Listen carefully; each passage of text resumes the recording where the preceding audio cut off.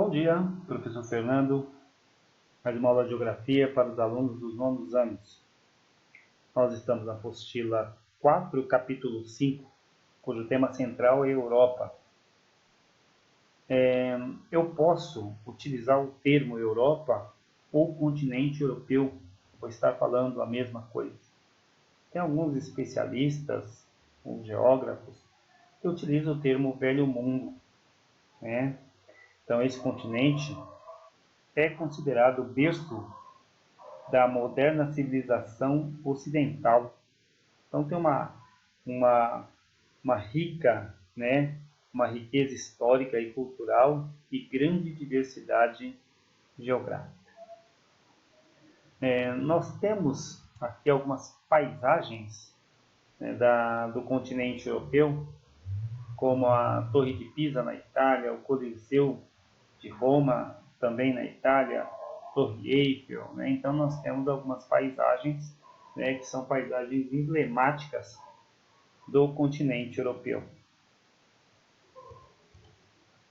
Em termos geográficos, a Europa e a Ásia, elas estão ligadas, formam um território conhecido como Eurásia. A Eurásia é a junção do continente europeu com o continente asiático, a junção física do continente europeu com o continente asiático. Esse continente eurasiano, ele abriga em sua porção leste Europa e na sua porção centro-oriental a Ásia. Então, esses dois continentes no passado já foram muito unidos, Porém, eles foram separados por várias divergências que podem ser de origem econômica, sociocultural. Então, se nós pegarmos a sociedade europeia e a sociedade asiática completamente diferente, assim como a cultura e também a economia. A partir dessa divisão, nós temos dois países que podem ser considerados euroasiáticos, a Turquia e a Rússia. Então, esses dois países têm terras, têm territórios, tanto na Europa quanto na Ásia.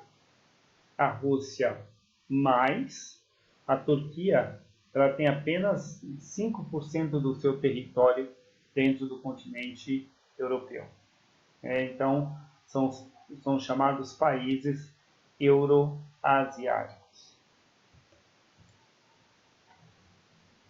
A Europa tem uma área de mais ou menos 10,3 milhões de quilômetros quadrados.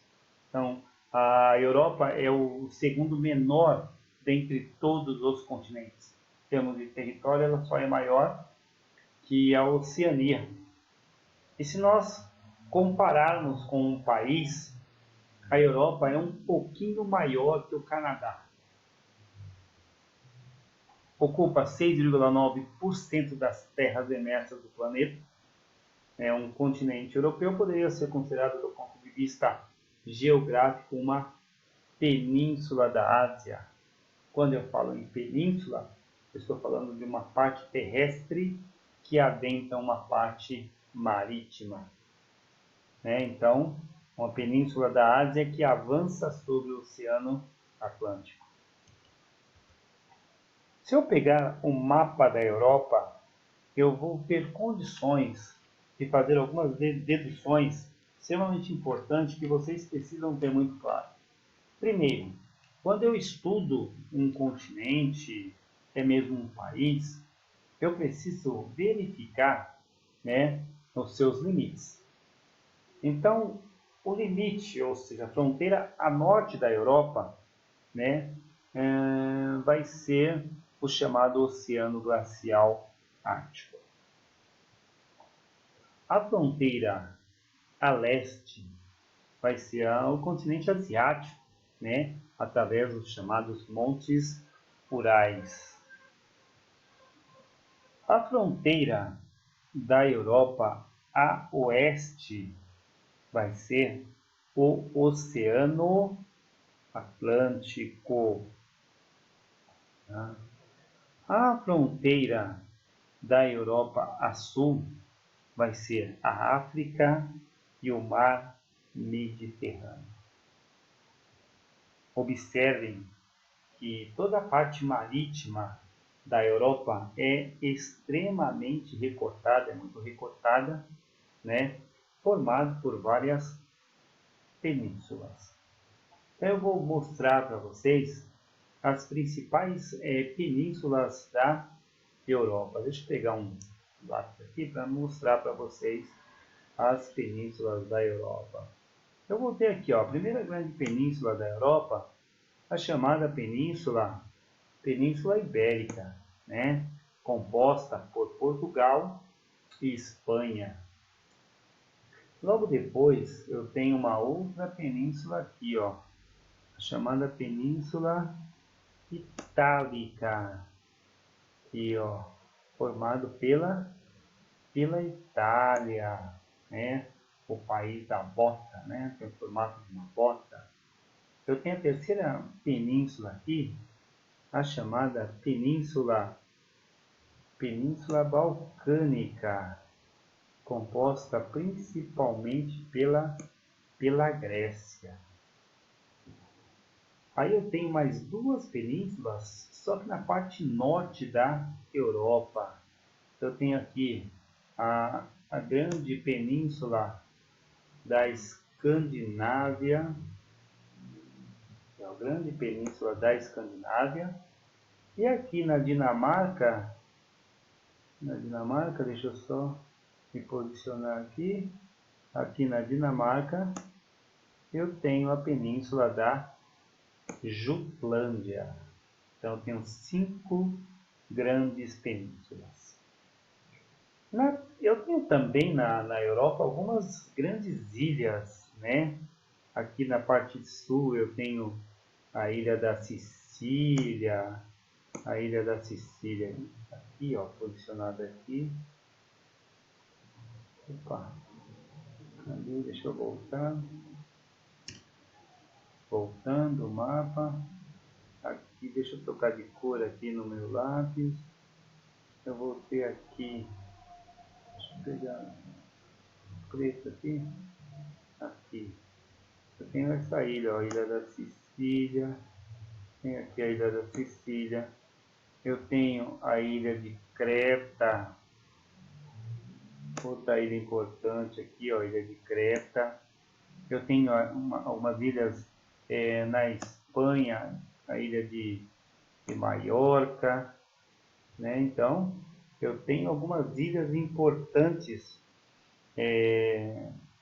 na Europa. Eu tenho a ilha da Sicília, então várias ilhas importantes nessa região. É importante que vocês tenham muito claro tudo isso. Falando um pouco em termos de população. A Europa tem uma população de aproximadamente 750 milhões de habitantes. Então, é um continente populoso em relação ao seu território, porém hoje com um grande declínio demográfico. Ou seja, as pessoas a Europa está tendo uma baixa taxa de natalidade, né? Porém, ela tem também um baixo índice de mortalidade e um baixo índice de fecundidade. Quando eu falo fecundidade, é o número de filhos por mulher. Isso em comparação ao restante do mundo. Tá?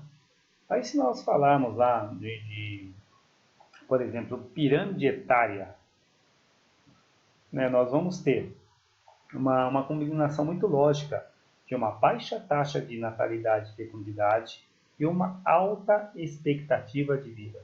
Isso quer dizer que os europeus estão tendo menos filhos, porém eles estão vivendo muito mais. Então a Europa, hoje, ela é conhecida como um continente envelhecido. Tá? É importante ressaltar também que a Europa tem uma elevada renda per capita, uma renda muito alta, de mais ou menos 25 mil dólares, só para vocês terem ideia e fazer uma comparação, a renda per capita do Brasil ela gira em torno de 9.500 dólares. Tá? Então, só para nós compararmos um pouquinho. E o PIB da Europa, né, chega a mais ou menos 20 trilhões de dólares, de acordo com o Banco Mundial. É um PIB muito próximo ao PIB dos Estados Unidos. Tá? Próxima aula, nós vamos entrar com a parte física da Europa, nós vamos falar um pouco de relevo da Europa, de clima da Europa, de vegetação da Europa. Eu quero que vocês tenham um bom dia e obrigado pela aula.